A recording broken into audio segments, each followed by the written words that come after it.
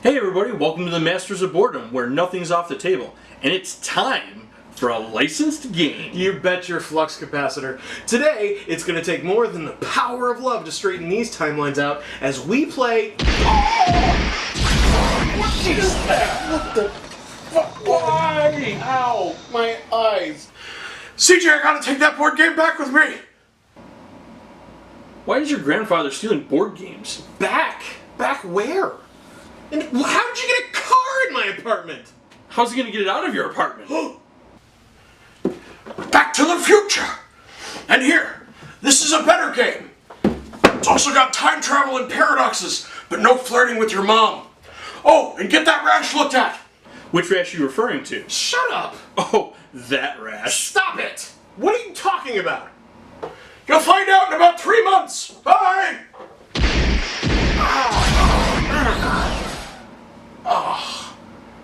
I'm gonna be seeing spots for days. Apparently, so will my doctor.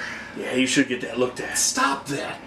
So anyway, we're gonna be reviewing Anachrony. Yes, I don't have a rash. I don't. Stop it. Stop it! Anachrony.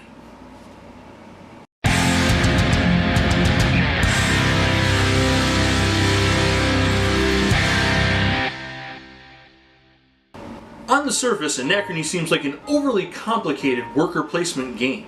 But it's really not that bad. I've taught it to several people, and after the initial panic of looking at all the pieces and everything that comes with the game, they've all come to understand that it's really not that bad. Once you played through a few times and you get used to the way that things flow through the game, it actually kind of falls into place. Yeah, it usually takes at least one playthrough to start grasping all the finer details of how the game works. Yeah, that's Anachrony in a nutshell. So why don't we dig down into the gameplay? Ooh. So this is the setup for Anachrony for just 2 players. As you can see, it takes up a little bit of space on your game table. But at heart, this is it's a worker placement game with several nuanced complexities. For example, you cannot send a worker out, these little guys, into the city to perform an action without placing them into a mech suit to protect them. You mean you can't just wander the wastelands by yourself? No. Hogwash! You've been playing too much Fallout. This is way different. This isn't just radiation. This is time radiation. Time radiation? How's that different? You get sick yesterday. So as I said, at heart this is a worker placement game, but what's not simple is the fact that there are 4 different kinds of workers. Most workers can do different things. Some things can only be done by a certain kind of worker. Other workers will get bonuses when doing certain things that other workers don't get. And the genius kind of acts like a wild card. You have to keep said workers awake in order to use them, either by spending water to wake them happily and move up the morale track, or by whipping them awake and arousing them, which somehow loses morale. But it wakes them up all the same. This game is really dark if you think about it. All your workers need to be happy is just a little water. What kind of post-apocalyptic hellish landscape is this? Oh, and even better, there's a building that you can throw a worker into and wring him out like a towel to get 7 water. We call this building the Juicer. There's 4 different types of buildings in Anachrony. There's the life support buildings, which you'll get water from, which you'll need to pretty much do anything in the game. The power plants, which you'll put your workers into and send them back in time to pay back your warp tiles and build super projects in the past. You have the production buildings, which give you resources in exchange for other things. And last but not least, you have the fancy science tiles, where you can invent new science, break old science, all the good stuff. Unfortunately, all of them have symbols on them, and you'll be checking the rulebook to tell you what those mean over and over again. The 5th kind of building you can build is a super project. These take up 2 building spaces on your player board, and can usually only be built during the era they're discovered in, but you can always time travel back and build them anyway.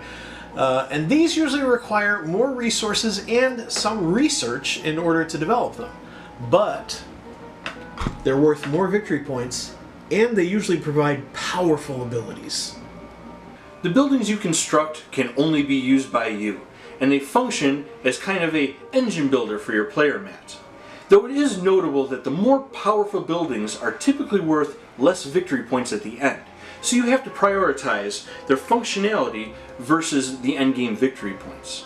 You can get resources from your future selves, but you have to make sure to pay it back and close the time loop, or else there will be paradoxes, or even temporal anomalies, which instead of unraveling all life in the universe as we know it, is worth negative victory points, which, let's be honest, is clearly worse. So, you can time travel, but you can't time travel back in time to use a space that was taken? It's not really time travel, is it? This is more like a temporal savings and loan. Alright, so we're 4 rounds into the game and you've got a firm grasp on your strategy so that you can win this thing.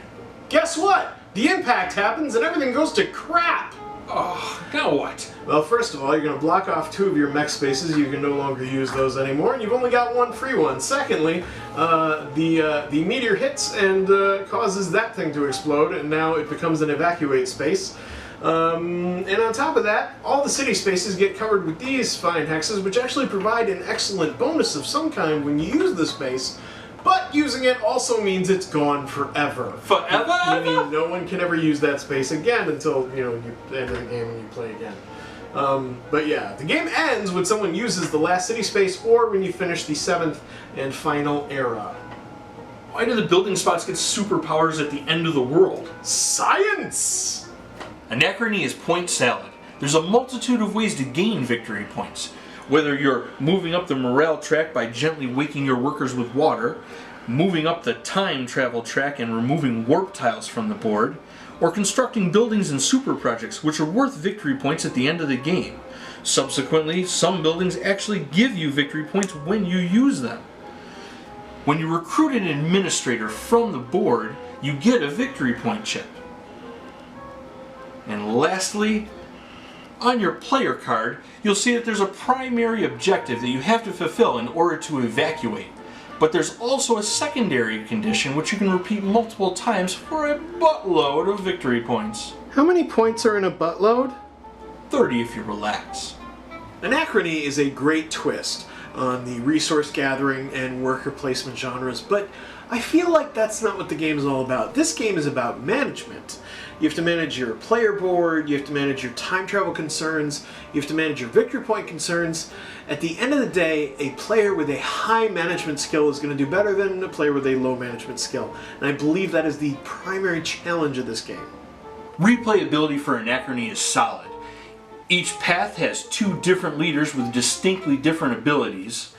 The leaderboards have 2 different evacuation plans. The player boards have 2 different sides which host 2 different sets of abilities. The era tiles even have a side that has penalties and benefits on it depending on where your warp tiles fall. But wait, there's more. If that's not enough for you, there's actually an extra add-on game mode where players work together or against each other to prevent or speed up the meteor strike.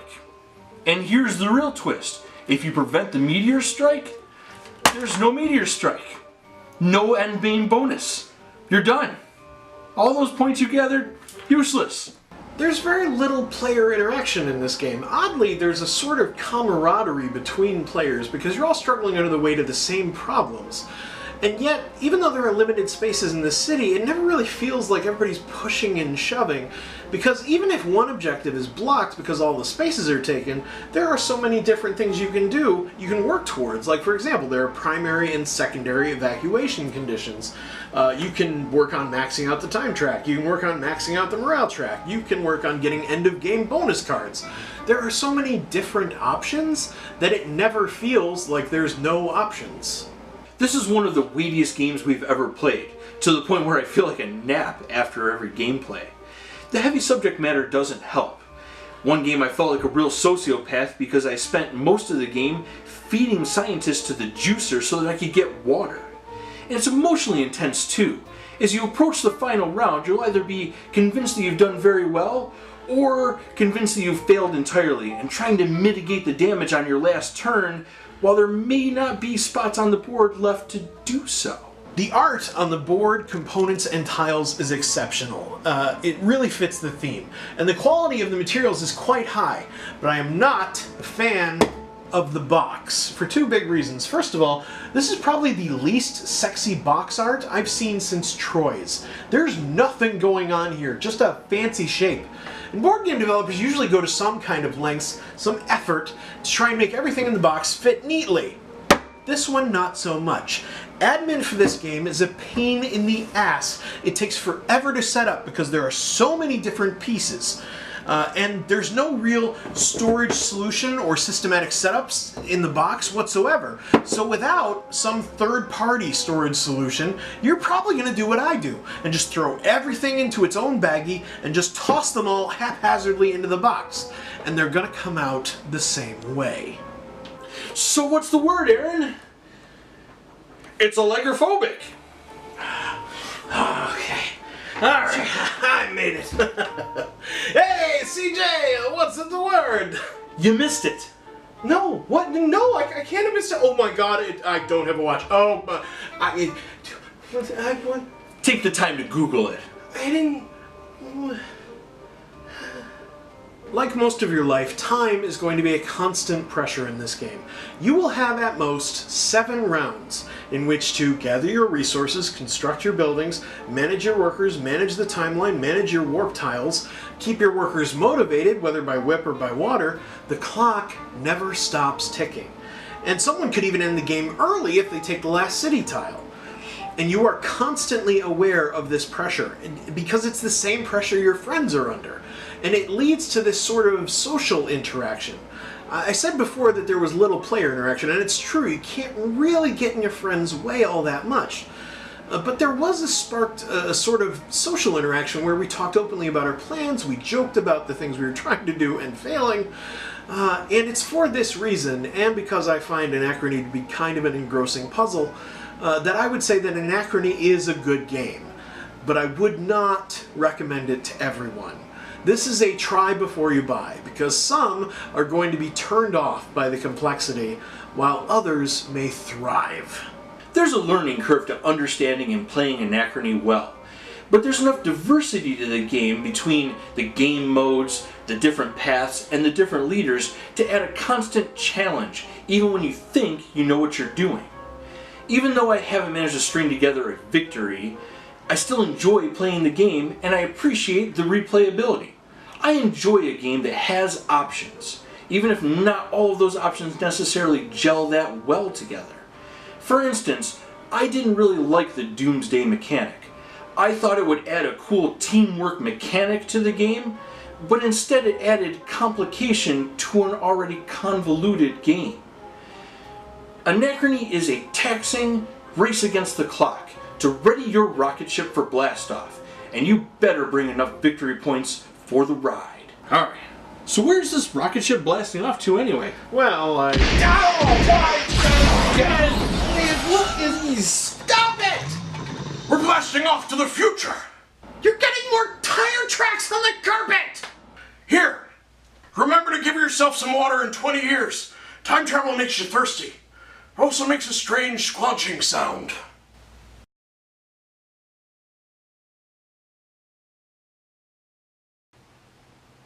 Aaron, Whoa, nothing.